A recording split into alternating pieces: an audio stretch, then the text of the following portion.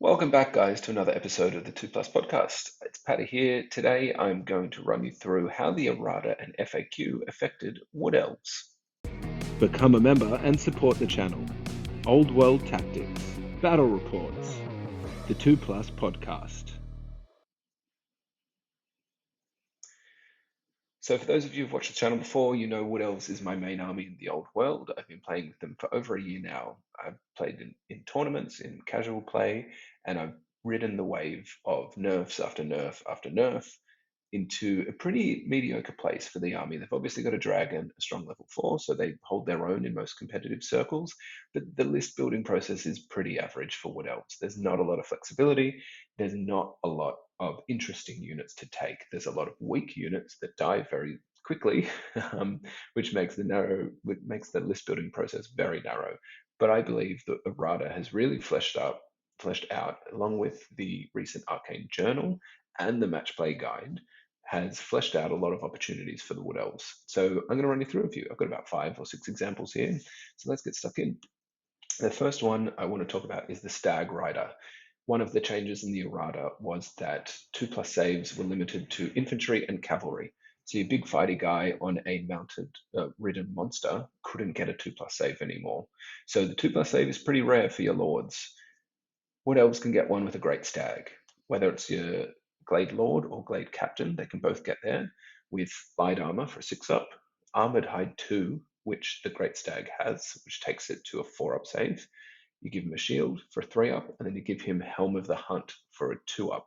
Helm of the Hunt is 50 points, also gives you weapon skill +1 and +1 attack on the charge. So a really handy item and a really great offensive piece and defensive piece because you always get that +1 armor save, making him, as long as he's got a one-handed weapon, a 2-up armor save. You can also give him a Talisman of Protection, which gives him a 5-up ward save, so that's 80 points of your 100 on a Glade Lord. You can't do this on a Glade Captain, but that gives him a 2-up, 5-up save while using a one-handed weapon. So he can use a hand weapon or a cab spear and keep that 2+ save. The other way you can keep that 2+ save by making him a little bit stronger is by giving him the Biting Blade, which gives him AP2, Armor Bane 1, magical attacks for 15 points. So that is 95 points spent on your items, which is under the limit, which keeps his 2-up save and his 5-up ward. And then you can see there I've put another 5-up regen with an asterisk next to it. So you can cast Ariel's Blessing, which is a new spell out of the Arcane Journal, which is a 9 to cast, I believe. And that gives 5-up regen to a unit. Now, there's a lot of things that come into play there that you have to come off. You either have to take a Lord Familiar or you have to roll it. Then you have to cast it on him. So that one, you're not always going to have it, but it's definitely possible. I've cast it a bunch of times. That allows this guy, even when getting stomped by a dragon, to have a 4-up, 5-up, 5-up, which is great. The Stag gives +1 toughness, so whoever's riding it, a captain or a lord, they naturally go to toughness 4. Also gets +1 wound. But when this all gets a bit juicier is when you add kindreds to him. So in the recent Arcane Journal, Wood Elves got the opportunity to take kindreds, which is outside of their points allotment. One of the good ones for the Stag Rider, there's 2. The first one is the Aspect of the Bear, which gives you +1 strength, +1 toughness. So it takes his natural strength while on the Stag to strength 5 and toughness to toughness 5, which a toughness 5 elf is ludicrous. I'm used to toughness 3 across the board, so it's a really, really stonky wood elf character. It's not toughness 6, it's not 6 wounds, it's not 10 wounds, but it's good enough with a 2-up, 5-up, 5-up to take a few hits back, which is very hard to come by in the wood elf roster. The other good kindred you can take with this guy is the Wild Rider kindred. Now, there's some debate that you can't take the Helm of the Hunt because it says you can't wear magical armor or something of the like. I'll look that up, but people can hit me in the comments with that. So you might not be able to get the 2-up save with him there. I think you can, but take it to TO, see what they think. But what the Wild Rider kindred really is great for is for putting him in a unit of Wild Riders because he gains countercharge and Furious Charge. Previously, well, the stag doesn't come innately with countercharge. So when you put the stag in the Wild Rider unit, the unit loses countercharge, which just completely halves the ability of a unit of Wild Riders. So when you can put this guy inside the unit, significantly more effective. The combo there again with first charge is very, very nice. So with the amount of buffs that this FAQ and Errata gave to infantry, we're expecting a lot more combat res, static combat res focused infantry blocks. So the way that you counter that is with first charge because you can remove their rank bonus on the charge. So Wild Riders might be able to pack a massive punch. They might be able to kill 8 to 10 guys, but they'll probably take a couple back. So the way this really works great is if you combo charge with him, remove the unit's static combat res, let the Wild Rider clean up, and then all of a sudden you're flipping combat res into your favor significantly. And first charge doesn't even have to be a combo. This guy just charging into a smaller brick, removing 2 static combat res could go a really, really long way. So I think this guy's gone up a level. He was already really good, but now he's even better. The next one I want to talk about is our casters. Maybe not the Treeman Ancient, though I think he has gotten better with the nerf to poison. And maybe not the lesser casters, although I will talk about them later because I think there's some play there. But why our casters are really good is because of Oaken Stave. It's still among the best defensive items in the game, and now arguably the best, because in the FAQ, Infernal Puppet, which is basically, in my opinion, better than Oaken Stave, or was, got its range nerfed down to 15 inches as opposed to 24. Oaken Stave and Infernal Puppet were kind of neck and neck as the best defensive magic items in the game. Oaken Stave came through unscathed. So now you still get your 27-inch range and extra d6 while discarding the lowest for dispelling while you're next to a forest. I think it's 3 inches off the top of my head. So with that being untouched combined with the reduced power level of wizards and mages inherently by halving their casting and dispelling value, Oaken Stave now is even stronger because you're adding the highest of 2d6 plus your same level casting value to your dispel cast, which will just swing it massively into your favor. So that is just an enhancement of what was already really strong. The other ones are very interesting because Durthu's Wrath, one of the changes, for those of you, Durthu's Wrath is a spell in the new Law of the Wilds, like Ariel's Blessing previously. And what it does is it inflicts essentially a really strong tree whack into the fighting rank, which is D3. They have to do an initiative test, each model in the fighting rank. If they fail that, it's D3, strength 4 hits, no armor saves. Now that the fighting rank has expanded to 2, you're now dishing that out to upwards of 12, 14 models. So you could just clean house against toughness 3 things with initiative 3, even dwarves with initiative 1 or 2, whatever it is. They are failing a lot of them, and then it's 4's no armor and they're dead.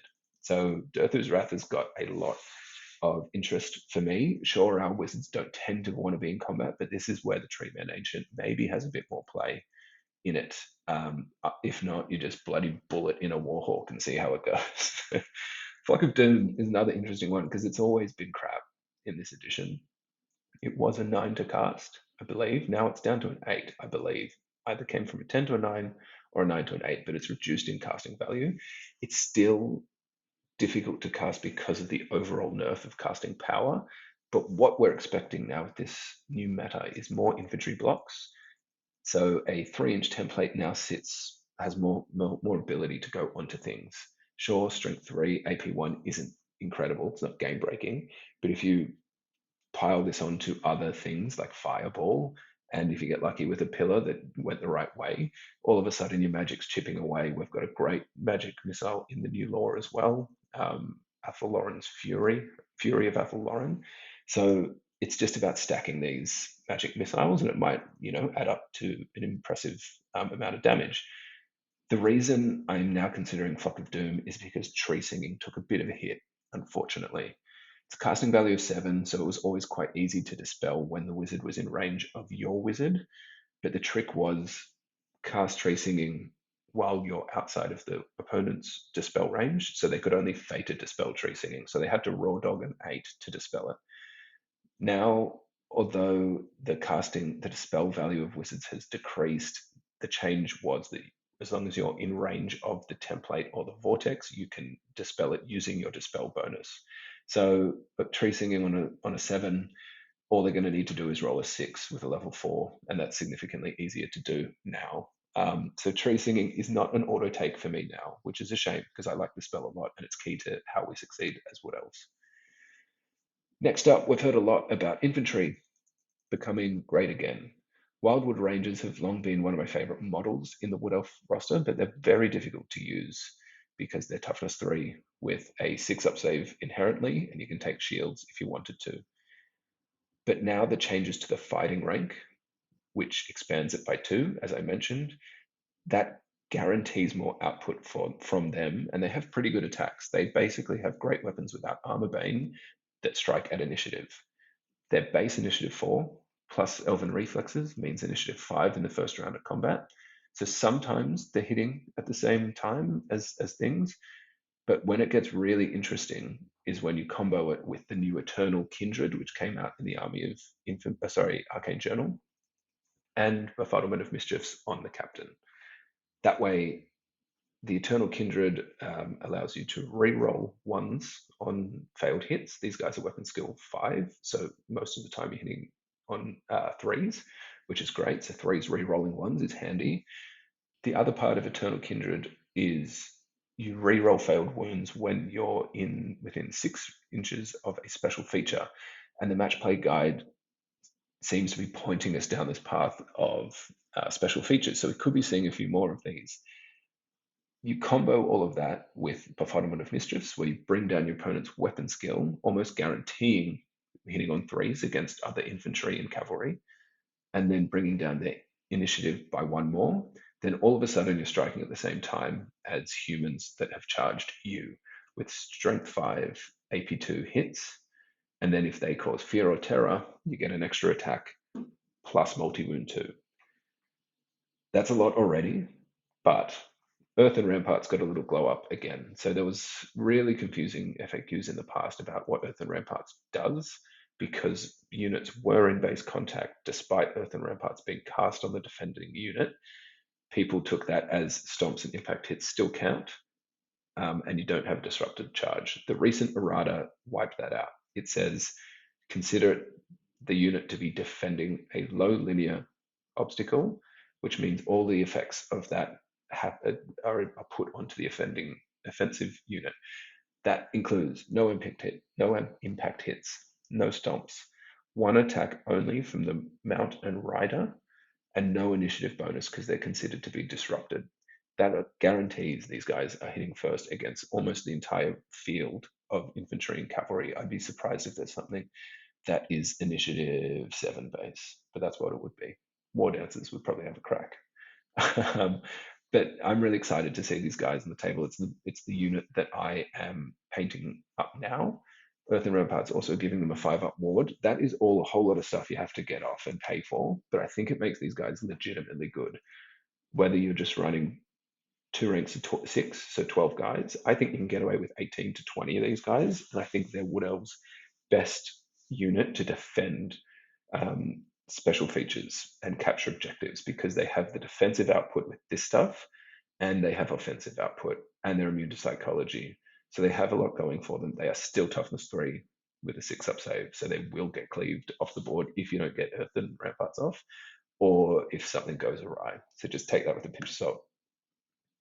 The next one is everyone's favorite Sisters of the Thorn. They have been nerfed every single FAQ, it feels like. Everyone hates them because of how this game started with pillar spam. Thank you, Daenerys. It put a lot of people out on the Sisters of Thorn, which is understandable. It wasn't a very engaging way to play Warhammer, but instead of nerfing Pillar of Fire in the past, they said that Sisters of the Thorn can't pick their spells, which just kind of stuffed them and everyone got off them. I started playing them again recently, and the poison was what was really making me think they were great again, because their casting wasn't very good. Now poison's taken a hit. So no longer is a poison hit of a 6 an automatic wound. Instead, that hit gets +2 to wound. So it's a massive nerf for poison generally. These guys have very good ballistic skill. They have move and shoot. They have AP on their shooting. So their shots are still good. They hit most of the time. They're strength 3, which sucks. But if you spike a couple poisons, all of a sudden, if you're shooting into a toughness 4 thing, you are wounding on 3s, which is great. If you're shooting into a toughness 3 thing, you're wounding on 2s. If you are shooting into a toughness 6 thing, you're still wounding on 4s, which is not the end of the world. With AP attached to it, I'll take it. And I think it's their lesser role anyway. I think the changes that have happened now with casting make these guys or these ladies back to being useful utility magic pieces. Because they cast as bound level 2 spells, as long as there's a champion and standard bearer left, they cast at the same value as a level 4, which means their spells are much more likely to go off because your opponent has to beat your dice roll. In the past, a level 4 would just wipe off these level 2s because they get the +2 to dispel. Not anymore. So I think if you jag a lucky spell, then they're going to be very impactful again. Pillar, not so much, but Plague of Rust, Fireball, Wind Blast, Arcane Urgency, Earthen Ramparts, I think all have play again with these guys. They're hard to cast spells, most of them, but I think they can get there. The other bonus is they can now, as per the rulebook, take signature spells. There's a lot of division about that. Thankfully, my scene said they could. But I think there's value in Hammerhand. I think there's value in Stormcall as well. Definitely over things like Flaming Sword. So that is another little bonus. I think Hammerhand helps. Stormcall, I've just explained how initiative really reducing your opponent's initiative can swing things for Wood Elves, and minusing 1 movement on an opponent is actually really good. So I think they're good. I don't think they're busted, which is a good thing. This is the last concrete one. I've got another one to share after this, which is a little up in the air, but this one is more for the social game. Shadow Dancers and Branch Wraiths. Shadow Dancers are also one of my favorite models in the game. Looks incredible, has really fun rules, hits like a truck if you spike on the dice. Now, though, with the lower level of dispelling, which I've explained already, you can make the Shadow Dancer a level 1 wizard and put faith in the fact that when you cast Hammerhand and when you cast Glittering Robe, then it might actually go off. In the past, there was no hope because everyone had a level 4. They just auto-dispelled your level 1 spells. But now, a level 1 spell can go off. So he was already good. Spear of Loex, great. Killing Blow, Strength 5, usually hitting on 3s. If you give it Orion's favor, so you re-roll hits, re-roll wounds, fish for those killing blows, this guy can do some stuff. Combo with Annoyance of Netlings and Glittering Robe, all of a sudden his 6s, your opponent has to hit him on 6s at best. Some things will hit him on 7s. So the Shadow Dancer just has more play now. The other one, the Branch Wraith, is to a lesser extent. I still think the Branch Wraith is kind of meh, but it comes as a level 1 innately. So you can do the Hammerhand or Glittering Robe options. You can put her in a unit of Dryads and more likely to get Glittering Robe through now. So the unit of Dryads is now -1 to hit, toughness 4, weapon skill 4. Not a bad little chaff unit again, although the Branch Wraith does die very easily. But you can give her a great weapon. These pieces are a lot more fun. I don't think we're going to see these in competitive scenes at the top tables, but I think they're more viable now, which is the whole point of this. Our roster is just fleshed out, which is so much more interesting from a Wood Elf player. The final one has an asterisk next to it, and I'll explain because Orion, and in particular Orion's Wild Hunt list, focuses a lot on frenzied attacks. In the errata, they reworded the entire first paragraph of Frenzy, where it used to say mounts are not affected by the rule in some other words. They rewrote it to say that the rider can't confer Frenzy to the mount or vice versa, which has created the idea that mounts now get Frenzy when abilities such as Orion's Horn, which grants Frenzy into a command range, and things like the Angry Lads Flag, I think it's called, for Orcs and Goblins, There's the belief now that that passes on to the mounts, which makes riders in the Wood Elf roster, like the Steeds of Kurnos for Wild Riders, and Warhawks for Warhawk Riders, which are Strength 4, AP2 on the Warhawks, a lot more viable. So it would give both of those units +1 attack. I don't think it's game breaking, but there's a lot of division whether or not it's true. So I'm putting that out to you. What are you guys playing? What do you guys think? Should it pass on to the rider? Onto the mount. They nerfed Frenzy, so you only get +1 attack on the charge now. So it's essentially a bad furious charge. So maybe this was their way to say, now the mount can have it. Anyway, I'll leave that one with you. I don't think Orion's breaking the game, but that would be a fun little way to make an army of infantry that is pretty average against most things a little bit more powerful. And I don't think it beats a dragon still. But that's all, guys. So thanks for watching. If you've enjoyed it, please like, comment, and subscribe. And if you want to support us even further, consider joining our Patreon. The description of this video has all the details you need. I'm Paddy. I will see you next time on 2 Plus. Thanks for watching.